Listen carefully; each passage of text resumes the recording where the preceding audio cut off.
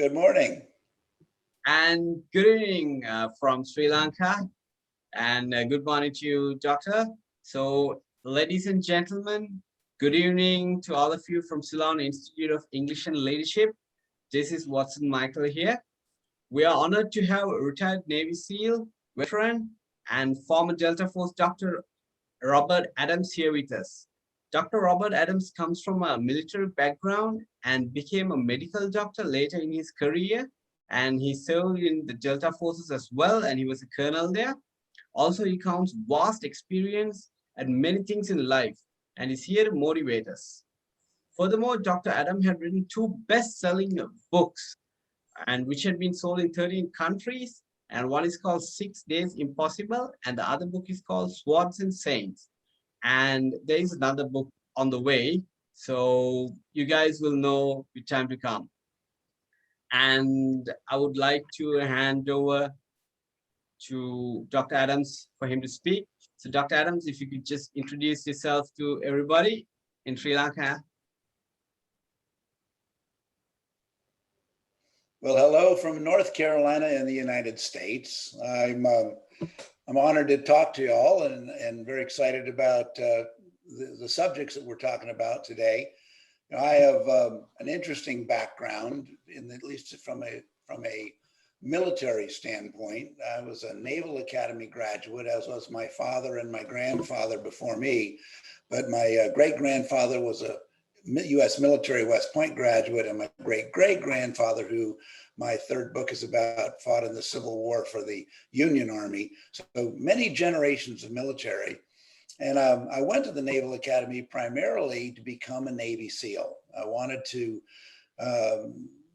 be an officer, and that's the best way I knew to be an officer. And when I went into requested Navy SEAL training on graduation, they said, "I'm sorry, there's nothing available for you."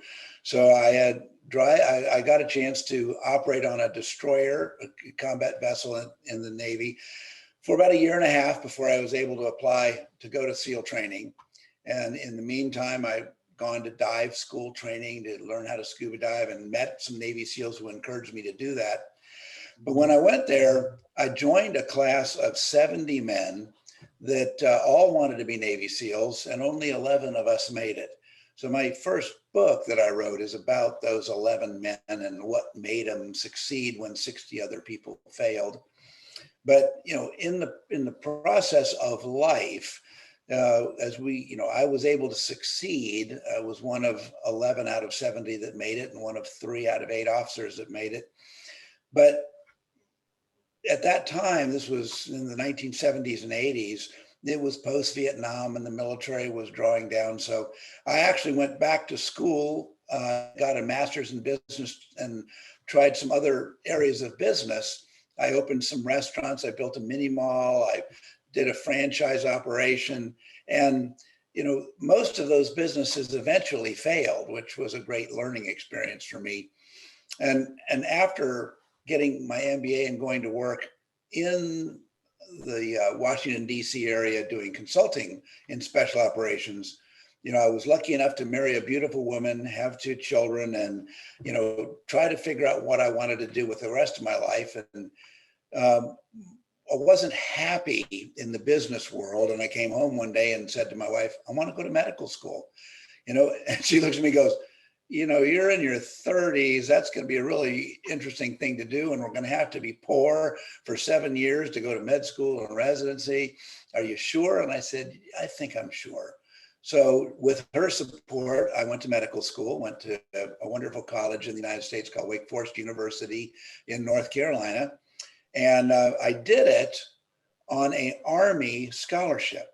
So interestingly, I took off my Navy commander's hat and I became a lowly 2nd lieutenant in the Army, started all over again as a medical student. And I did that because the Army offered me a better scholarship than the Navy did. And when you're, younger with kids and, trying to make a living, money makes a big difference. So I took the money and changed uniforms to the Army, and ended up spending 18 years in the Army as retiring as a full bird colonel, as you'd mentioned. And it was funny because I was allowed to wear my Navy SEAL insignia on an Army uniform. And there's a special operations unit that many people have heard of all called Delta Force. And when Delta Force found out that there's an Army doctor that used to be a Navy SEAL, they invited me to come be their command surgeon. So I was the command surgeon for almost 4 years with the Army's Delta Force, taking care of their special operating soldiers, which was a tremendous honor. I retired from the Army, went into private practice in Nightdale, which is what my second book is about there, Swords and Saints. It's about my looking back at my years of service as a doctor, which included going to Iraq with the 82nd Airborne Division during war, serving with the Delta Force, becoming a civilian doctor, and eventually retiring. I just retired from my active practice last year, and now I'm just a consultant. So that summarizes it all. 33 years in a very short summary. Brilliant, brilliant. I mean, exceptional. And if you could also tell us, Dr. Adams, if you could explain how we can apply Navy SEAL principles about discipline and teamwork in organizations. Absolutely. And it's interesting you say that. One of my consulting jobs is with a company called Victory Strategies. And Victory Strategies is a company of Navy SEALs, which most of whom are enlisted, not officers. People think of officers as leaders, but in reality, you need to be a leader in any organization. Leadership should happen at every level. It should happen at the bottom and it should happen at the top. And people at the top that don't recognize it's the people at the bottom that help an organization become successful, they almost always fail. And so what we teach in this organization is the concepts of Navy SEAL training are that everybody is equal. The officer and the enlisted man in Navy SEAL training go through the identical training. We are side by side, suffering together. And when we're done, we wear different ranks. We have different responsibilities, but we recognize in each other that we have the same abilities. And whether you have a college education or a high school education or no education, if you're part of a work organization that wants to succeed, you need to recognize that everybody contributes equally in their own way to the success of any organization. And that's basically it in a nutshell. Recognize everybody's individual contribution to an organization's success, and the organization will succeed. Exceptional, exceptional, brilliant, exceptional.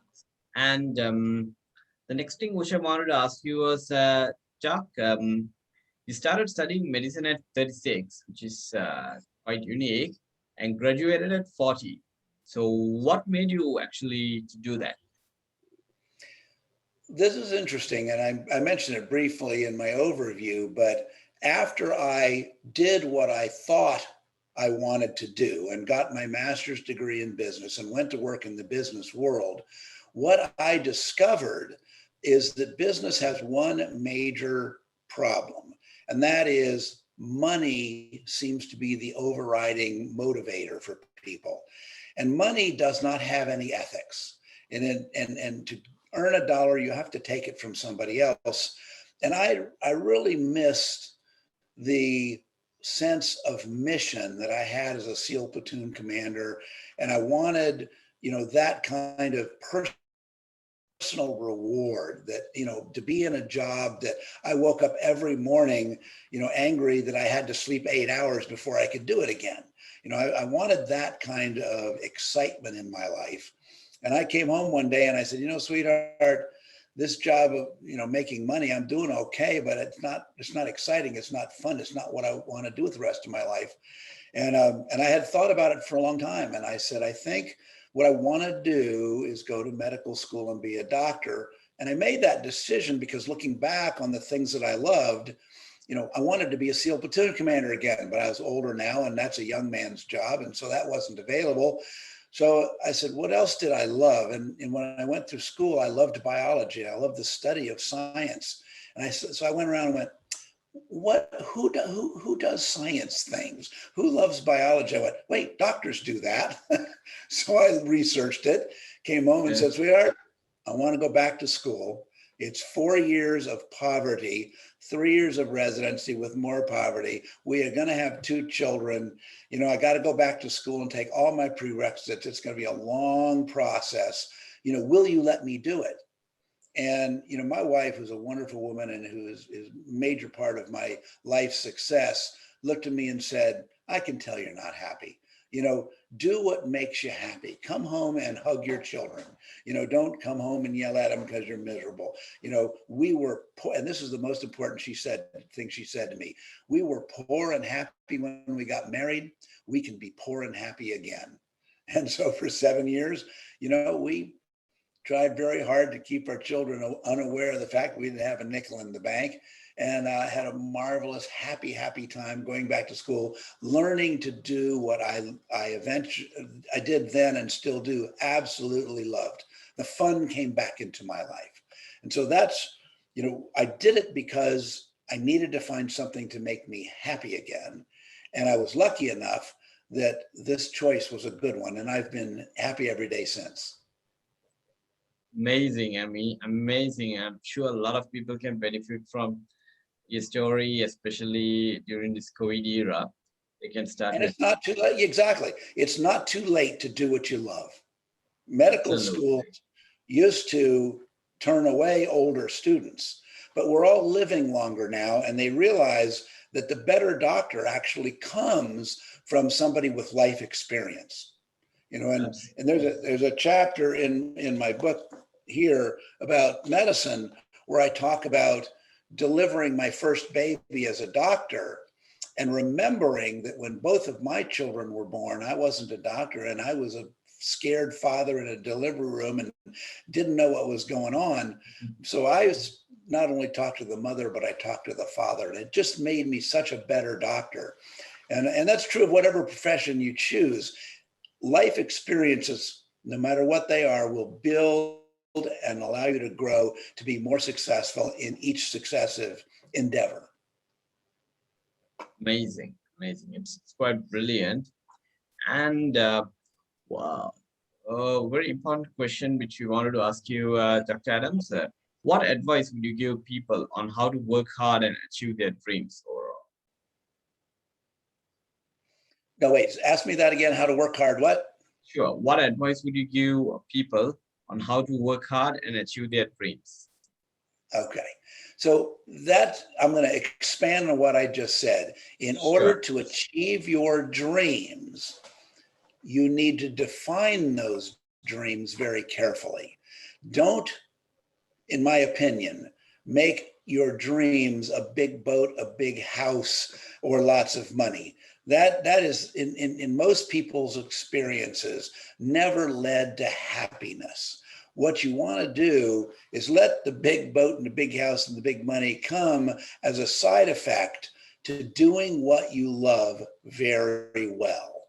So decide that there is something that you enjoy and pursue that with a passion and discover, you know, hopefully first, second, or third try that you found something that makes you happy. And if you do that, success will come automatically. People will come to you because they can feel your happiness. They want to associate themselves with you.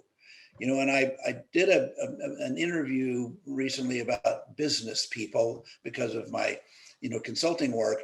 And what I told them was, when you're interviewing for any job you think you want to do, ask the person that's interviewing you if they're happy. And if they're not happy, do not go to work for that company, because you won't be happy. You know, if you seek what you think will make you happy and you find a company where the people in it are happy, wow, great things will come of it. And a little short story. When I retired from the military, I was invited to take over a small clinic in North Carolina as the only doctor with a physician's assistant to help me and a small staff. And it had been the only clinic in this town for a long time. And I signed a contract to work there. I was very excited. I had my own clinic. I was the boss.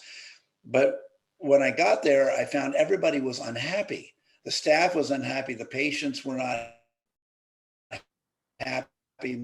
Many of them were just coming in seeking narcotics. And I called my wife and I went, this place is a disaster. Have made a horrible mistake. Well, her response to me in her wisdom was, you've been the commander of many clinics in the Army and they were all troublesome when you took over, but you changed them. You made them better by helping people be happy and doing what they do.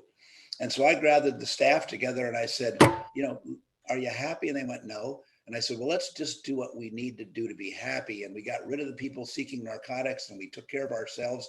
And I was happy and they were happy. And 11 months after I took over this disaster of a clinic, the newspaper reported that we had won best clinic in all of Eastern North Carolina across all medical specialties, People Choice Awards, because we saw happiness. And that's the key to your long-term goals. Absolutely. I mean, thank you very much for enlightening us on that, because you see nowadays youngsters, or even you see a lot of people just chasing behind things which doesn't make sense, and most of them fall into lots of debts. So now the way you explained it to us, I'm sure many will be benefited from it. And another key question, Dr. Adams, which I wanted to ask you was, how can someone be a morning person? Well, ask me that another way. What kind of person? Okay. What the moral is, what I can ask you is, like, since when you get up early in the morning, I mean, a lot of things which you can accomplish.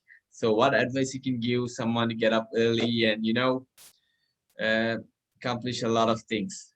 Good. Well, so what you're really saying is being a morning person a key to success? And I'll say, no, it's not. I've never been a morning person. I used to run triathlons, which is swimming and bicycling and run, bike, swim. And I would have to get 3 workouts a day, and I would set my alarm for 6 o'clock so I could work out before I went to work. And my wife would look at me going, why are you setting the alarm? I said, well, I'm going to get up and work in the morning. And she goes, no, you're not. And she was always right. The alarm would go off and I would hit it and go, no.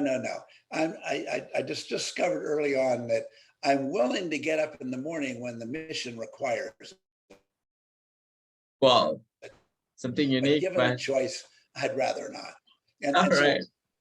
you and me, we're on very different time zones now. It's the morning for me, it's the evening for you, but we're Correct. both doing something fun and interesting. And I think the key is, don't try to be a morning person or a night person. Just try to be a happy person. And that will lead to success every single time. There you go, everyone. So some very valuable advice from Dr. Adams. So it's about doing things which will bring you fun, joy, and success. Key tips. So, and finally, Dr. Adams, I would like to ask you a very important question before we can wrap up. So, during your several years, and you have a vast amount of experience, what can you mention to all of us is key to success? So that's a wonderful question. And I'm glad it's our final conversation, because I have failed so often in life that, it would be very easy for me to look back on my life as a failure. I owned restaurants that failed. I had businesses that failed. I tried things that didn't work. I had my bosses fire me. I had my senior military officers, tell me that what I was doing was wrong. And when I look back at what I consider successes, then the number one success is marrying the right woman. I was 30 when I got married, and I had looked for a very long time for the kind of woman that could raise good children, because I did want children, but I knew that I didn't have the best fathering skills at that young age. So I wanted a woman that could be my life partner and support me. And, I made a very logical decision about choosing the woman that I have learned to love more and more every day. And that was, I need a life partner that'll allow me to fail and allow me to take risks. Because as you can tell from my conversations, I'm a risk taker. I like taking risks. I love the adrenaline of jumping out of airplanes and scuba diving and putting bombs under the ships. And, it's you've got to have somebody that will let you do that. And so whether you're a man or a woman, pick a life partner that will support you in what you feel is important. And if you feel, taking risks is important, find somebody that'll be there for you. So that was, success story number one. But the other part of it is, as I look back now as a man of great experience, of all my failures, and I look at the men in my Navy SEAL class, this book is probably my proudest achievement, because it took me 3.5 years to interview the 11 men that survived the most difficult military training in the world. SEAL training, Hell Week, which is the defining factor, is 6 days of no sleep, soaking wet, freezing cold, shivering uncontrollable, running 200 miles with a rubber boat on your head for a week. And most people don't do that. And when I went back and I analyzed why they succeeded, I found that the single common theme that we all shared was that life had beaten us up before we made the decision to go to SEAL training. The people that came there that were the star quarterbacks in football that dated the prettiest cheerleaders, they didn't make it. They had never failed. And when you're up against the most difficult thing that anybody can physically or mentally, expect to experience in their life, you better have failed before and better have learned from that failure. So that, in a nutshell, is, I look back on the many failures in my life, that each one was a learning experience and each one came with its own pain. But those pains and the learning from that is the single most important key to success. So the lesson, what I'm telling you is, don't feel bad about your failures. Learn from them. Know that they will assure you a success in your future life. Absolutely, absolutely. Very inspiring. And for all those who want to purchase Dr. Adams' book, you all can get it from the Kindle app. And it's a very, very motivating book, 6 Days Impossible. And I'm It sure is also available on audiobook. Both of them are available through the audiobook if you like to listen to books. absolutely. So I would recommend 6 Days Impossible. Is an excellent book. It's a brilliant book. And SWOTs and Saints. Those who are not in the medical background, obviously you guys can read about that book. It lists a lot of things. It lists so many things where you will gain a lot of knowledge about medical and so many other things you can learn from it. So guys, go ahead and have a look at that book. And if you want the physical book, I'm sure you can check it on eBay or Amazon. So they do ship it globally. So for all those people out there, good luck. And Dr. Adams, thank you so much for giving us this interview. We really appreciate it, taking the time from a very busy schedule. So thank you so much. And any final message you want to give to your fans around the world? No, but thank you very much for the opportunity to talk with you. And I think my final comment would be is how much I admire what you're doing. I wish I was where you were at your young age, and building a future and making other people's lives better. So thank you for this opportunity, and good luck with your future endeavors. Thank you so much, Dr. Adams. Really appreciate it. You bet. Bye-bye now. Bye-bye.